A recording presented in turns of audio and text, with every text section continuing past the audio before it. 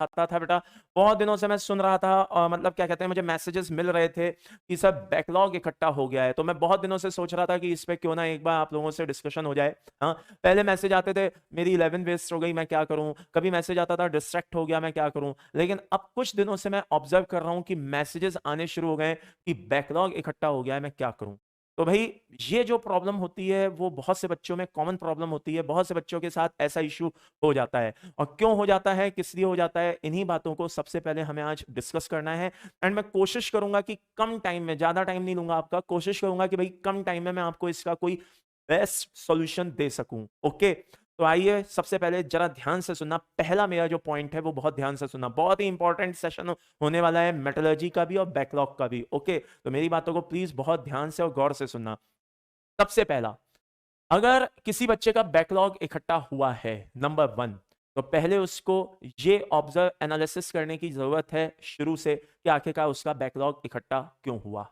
भाई आखिरकार आपकी ये प्रॉब्लम जो भी है वॉट एवर, पहले उसका मेन जो रीजन है वो आपको पता होना चाहिए। भाई उससे क्या होगा सर, अब तो बैकलॉग इकट्ठा हो गया, अब रीजन जान के क्या करूंगा। अरे यार हमें उस रीजन को भी तो खत्म करना है ना, ताकि आगे बैकलॉग इकट्ठा ना हो। तो हमें पहले ये क्लियर करना पड़ेगा कि वो रीजन क्या है। वो रीजन अक्सर होता है या तो टाइम मैनेजमेंट की प्रॉब्लम होती है, नंबर वन, या फिर हमारी खुद की लापरवाही होती है। आज मुझे कहीं जाना था, आज मैं पार्टी में चला गया, आज यहां हो गया, आज वहां हो गया, आज मैं लाइव क्लास को देख ही नहीं पाया। कई तरह के एक्सक्यूज होते हैं, मेरा तो नेट ही खत्म हो गया था, और घर में तबीयत खराब थी फला फला की, या खुद की तबीयत खराब थी। कई तरह के आपके पास एक्सक्यूज होते हैं। तो भैया आपको इन एक्सक्यूज को साइड में करके, जब तक आपके पास कोई बहुत ही ज्यादा स्ट्रॉन्ग एक्सक्यूज ना हो, तब तक आपको छोटे मोटे एक्सक्यूज को इग्नोर करना होगा। अब आपके सामने सबसे बड़ा क्वेश्चन ये होगा कि सर ये एक्सक्यूज जो भी आते हैं, ये प्रॉब्लम जो भी आती है, मैं इनको कैसे इग्नोर करूं। तो आपको अपनी विल पावर को स्ट्रॉन्ग करना होगा, ये पहला सॉल्यूशन है। आपको अपनी विल पावर को स्ट्रॉन्ग करना होगा, आपको ये डिसाइड करना होगा कि आपको लाइफ में आगे कुछ बनना है, तो इन प्रॉब्लम्स को साइड में करना है। अगर कुछ बनना है तो इन प्रॉब्लम्स को साइड में करना है। ये विल पावर आपके अंदर, एक बहुत स्ट्रांग विल पावर आपके अंदर डेवलप होनी चाहिए, आज से, अभी से और इसी वक्त से। कि कोई भी छोटी मोटे जो भी कोई भी छोटे मोटे जो भी इश्यूज आते हैं, वो आज से आपको लाइव क्लास जब भी आपकी चल रही होगी तो उसके बीच में नहीं आएंगे, आप रेगुलर लाइव क्लास को अटेंड करेंगे। नंबर वन, ये पहला सोल्यूशन है। आपको क्या करना है, अपनी विल पावर को स्ट्रांग करना है। आपको बिल्कुल इस मामले में दृढ़ निश्चय रखना है अपने अंदर, डिटरमाइंड होना है कि नहीं, कोई भी ऐसा इशू नहीं हो सकता जो मेरे और मेरी लाइव क्लास के बीच में आ जाए। Number one. नंबर सेकंड बहुत ही इंपॉर्टेंट होता है बेटा, क्या, कि हम सिर्फ सोचते रह जाते हैं, करते नहीं है। जी हाँ, इंसान को जब कोई भी चीज दिमाग में आती है कि आज मुझे ये काम करना है, तो सिर्फ भाई सिर्फ सोचने से काम नहीं चलता है, उस काम के लिए स्ट्रेटेजी के साथ उस काम को शुरू करना पड़ता है। अब अफसोस होता क्या है, बहुत से बच्चे सिर्फ बैकलॉग की स्ट्रेटेजी बनाते रह जाते हैं, तो वो ख्वाबों में उनकी चीजें चलती रहती हैं, इतने समय में मैं ये कर दूंगा, वो कर दूंगा, फलाना कर दूंगा, ढिमाका कर दूंगा, करते वो कुछ नहीं है। तो मैं आपसे सिर्फ इतना कहना चाहता हूं कि सोच तो बहुत लिया भाई, अब करने का वक्त है।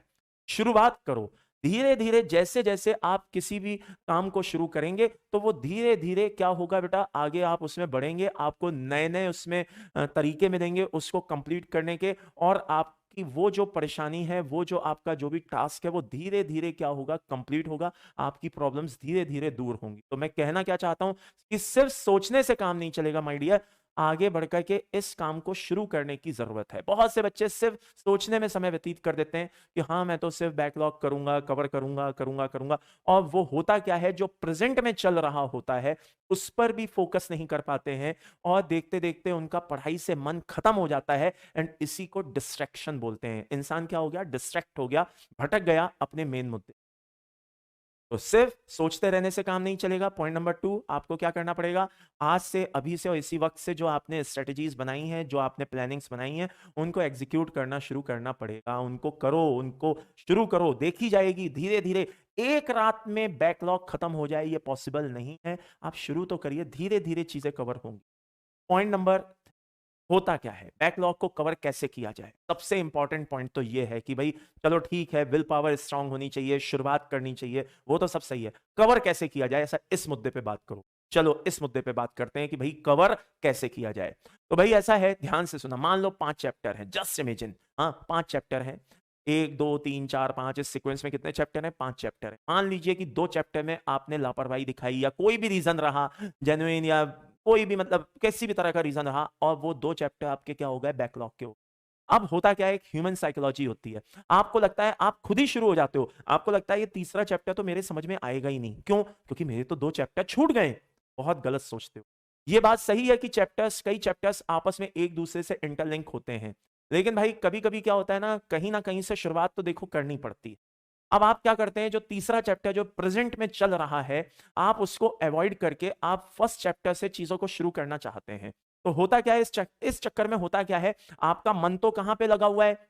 आपका मन तो कहां पे लगा हुआ है? आपका मन लगा हुआ है कि मैं किसी तरह से पुरानी जो चैप्टर्स हैं उनको कवर कर लूं, ये करूं वो करूं। लेकिन दिमाग क्या कह रहा है? यार लाइव क्लास मेरी छूट जा रही है, अरे बाप रे अब क्या होगा, मैं लाइव क्लास छोड़ने में लगा हूं। अब दिल कह रहा है कि मेरा बैकलॉग पूरा हो जाए, दिमाग कह रहा है कि मेरी लाइव क्लास छूट रही है, मैं क्या करूं। और इस चक्कर में होता क्या है, फर्स्ट और सेकंड जो चैप्टर का बैकलॉग था, उसके साथ आप थर्ड चैप्टर का भी बैकलॉग इकट्ठा कर लेते हैं, और आप और ज्यादा डिप्रेशन में आ जाते हैं, और ज्यादा टेंशन में आ जाते हैं। मुझे पता है इस समय जितने बच्चे मुझे सुन रहे हैं उनमें से बहुत से बच्चे कह रहे होंगे हाँ यार ये होता तो है मेरे साथ। तो भाई अब इसका सबसे सिंपल सॉल्यूशन बता रहा हूं, जो चीज अभी चल रही है आप वहां से कंटिन्यू करिए, उन चीजों को समझना शुरू करिए। अच्छे से समझ में आए, कम समझ में आए, जैसी भी समझ में आए, आप बस वहां से शुरू हो जाइए। कोशिश करिए कि इस चैप्टर को मैं पेंडिंग ना रहने दूं। मैंने बहुत से बच्चों के मैसेजेस पढ़े थे जब मेटलर्जी शुरू होने जा रही थी। मैंने बहुत से बच्चों के मैसेजेस देखे थे, बोलते थे यार मैंने कोऑर्डिनेशन तो पढ़ा नहीं, अगर मैं मेटलर्जी से शुरू करूंगा तो क्या ये चलेगा, समझ में आ जाएगा। ये नेगेटिव, यही तो मैं कहता हूं ना, यही तो आपके अंदर एक बहुत बड़ी नेगेटिविटी है जो आपको आगे बढ़ने से रोकती। आप ये सोचिए कि कोऑर्डिनेशन छूटा, क्यों छूटा, वो एक एनालिसिस करने वाली बात है कि भाई क्यों छूटा, नहीं छूटना चाहिए। चलो मान लिया छूट गया, कोई बात नहीं, अरे आप मेटलर्जी से शुरुआत तो करो ना यार। अब आप क्या करेंगे, अब आप जिस समय मेटलर्जी चल रही है उस समय आप कोऑर्डिनेशन पे भिड़े होंगे। फिर क्या होगा, अब आपका मन कह रहा है हाय मेरा बैकलॉग कंप्लीट हो जाए, दिमाग कह रहा है अरे यार मेटलर्जी छूटती जा रही है, लाइव क्लासेस छूटती जा रही हैं। तो देखते देखते क्या होगा कि आपको मेटलर्जी में भी सेटिस्फेक्शन फील नहीं होगा, और एक तरह से ये भी आपका क्या हो जाएगा, एक बैकलॉग बनकर के तैयार हो जाएगा।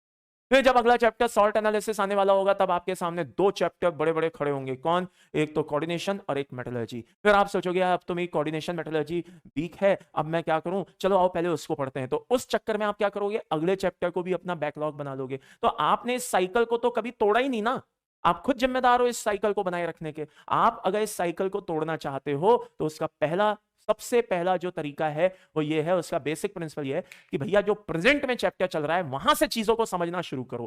कुछ इस तरह से समझना शुरू करो कि वो आपका बैकलॉग ना कहलाए। तो पॉइंट नंबर 1 सबको क्लियर हो गया होगा कि जो चैप्टर चल रहा है उसको वहां से समझना शुरू करें।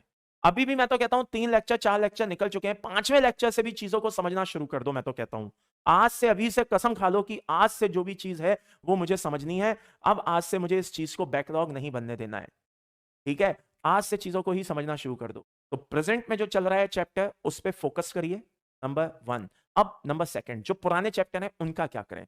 तो भाई पुराने चैप्टर जो है, आप क्या चाहते हो, आप लालची हो जाते हो, आप चाहते हो एक रात में मेरा सारा का सारा बैकलॉग क्लियर हो जाए। तो भाई एक रात में तो बैकलॉग सारा का सारा क्लियर होगा नहीं।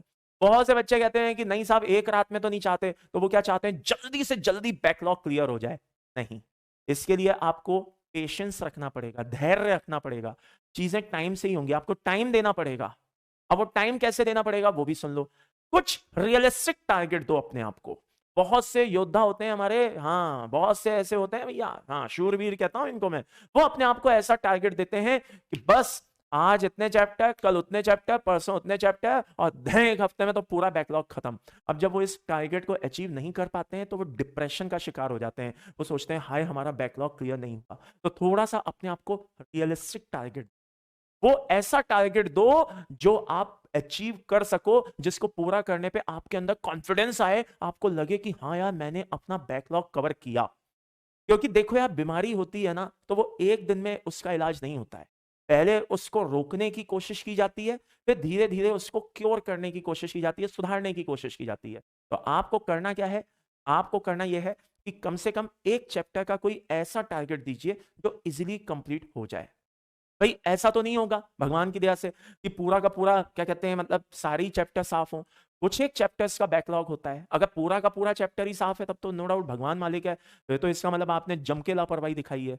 लेकिन मैं कह रहा हूं अगर उसमें भी समस्या है, मतलब ठीक है वो एक बड़ी समस्या है, लेकिन उसको भी पूरा किया जा सकता है। आई रिपीट, उसको भी पूरा किया जा सकता है। बस आपको कुछ अपने नंबर ऑफ चैप्टर्स देखने होंगे, उनको पर्टिकुलर क्या करना होगा, उनको पर्टिकुलर एक ड्यूरेशन में क्या करना होगा, डिवाइड करना होगा।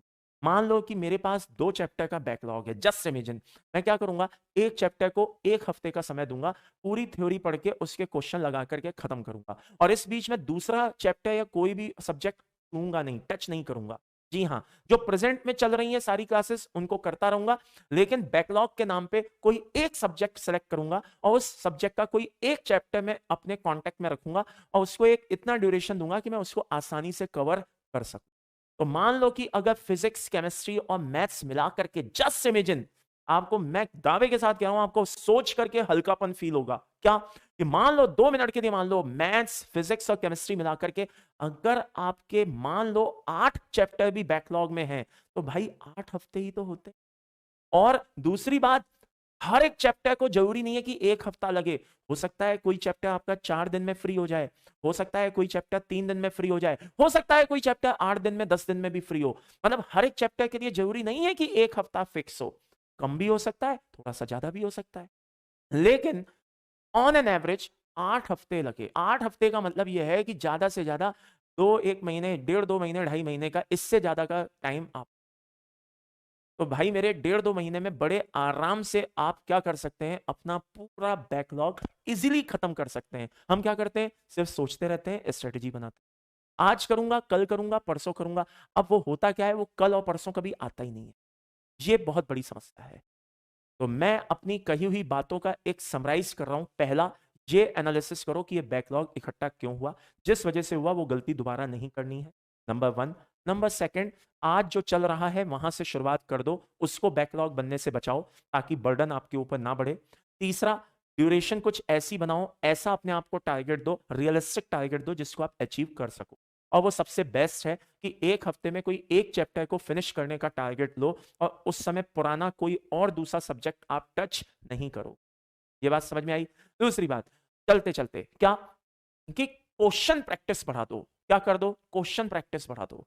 बच्चे क्या करते हो, आप लोग क्या करते हो, भिड़ते ही P Y Q, P Y Q, P Y Q पे आना चाहते हो। पीवाई क्यू एकदम नहीं किया जाते हैं, पीवाई क्यू पहले पूरा चैप्टर पढ़ा जाता है, फिर उसके बाद पीवाई क्यूज लगाए जाते हैं, क्योंकि बहुत से क्वेश्चन आपस में इंटरलिंक होते हैं। तो अगर कोई क्वेश्चन सॉल्व हो गया तो उसकी तो खुशी आपको इतनी नहीं होगी, लेकिन अगर कोई क्वेश्चन सॉल्व नहीं हुआ ना, तो आपको उसका दुख बहुत ज्यादा हो जाएगा। तो इसलिए कह रहा हूं भाई मेरे, ये छोटी छोटी चीजें हैं, इनको फॉलो करिए और अपना बैकलॉग आज से, अभी से, इसी वक्त से कवर करना शुरू करिए। बहुत से बच्चों का मैसेज आ रहे थे, रिक्वेस्ट आ रही थी कि सर मेरा बैकलॉग इकट्ठा हो जाता है, मैं क्या करूं। तो मैंने कहा, सोचा क्यों ना आज आपको इस बारे में थोड़ा सा बता दूं, गाइड कर दूं। हो सकता है कि इन सब चीजों को क्या कहते हैं, मतलब आप सुनने से शायद आपको कोई आगे एक डायरेक्शन मिले और आप अपना बैकलॉग इकट्ठा जो हो चुका है उसको कवर कर पाओ। क्योंकि भाई मैं सिर्फ एक बात कहना चाहता हूं, सोचने से काम नहीं चलेगा, करना पड़ेगा। कुछ ना कुछ आगे बढ़ के, कुछ ना कुछ कहीं ना कहीं से शुरुआत करनी पड़ेगी। या स्ट्रगल स्टूडेंट की लाइफ का एक सबसे इंपॉर्टेंट पार्ट होता है, वो होता है स्ट्रगल। जिसने संघर्ष नहीं किया, जिसने स्ट्रगल नहीं किया, समझो उसने कुछ नहीं किया। भाई कम से कम एक बात बताओ, इंसान के पास कोई तो कहानी होनी चाहिए ना, सक्सेस होने के बाद कुछ तो बताना पड़ेगा ना। तो आपके पास एक कहानी तो बनती है, हाँ या ना, जो सक्सेस मिलने के बाद बतानी बनती। ये बात मैं पहले भी कह चुका हूं और अभी भी कह रहा हूं, एक कहानी आपके पास होनी बनती है जो सक्सेस मिलने के बाद बतानी बनती है। यानी कि आपके पास भी तो कोई कहानी होनी चाहिए ना बताने के लिए। तो संघर्ष के साथ दोस्ती कर लो, स्ट्रगल के साथ दोस्ती कर लो। दोस्ती कर लोगे तो संघर्ष आपको अपना क्या लगेगा, फिर मुश्किल लगना बंद हो जाए। और हमेशा एक बात ध्यान रखना लाला, कि आसमानों को छूने की ख्वाहिश दिलों में पलती रहने दो। आसमानों को छूने की ख्वाहिश दिलों में पलती रहने दो। हकीकत करने हैं जो ख्वाब, तो एक संघर्ष की आग सीने में जलती रहने दो। और किसी ने क्या खूब कहा है कि संघर्षों की आग में तपकर, संघर्षों की आग में तपकर तकदीर बनानी पड़ती है और मेहनत के रंगों से नई तस्वीर बनानी पड़ती है। तो अपनी एक नई तस्वीर बनाने में जुड़ जाओ। भूल जाओ कि पुरानी तस्वीर कैसी थी, उसकी तरफ देखना बंद कर दो, नई तस्वीर बनाना शुरू। Thank you very much. चलिए।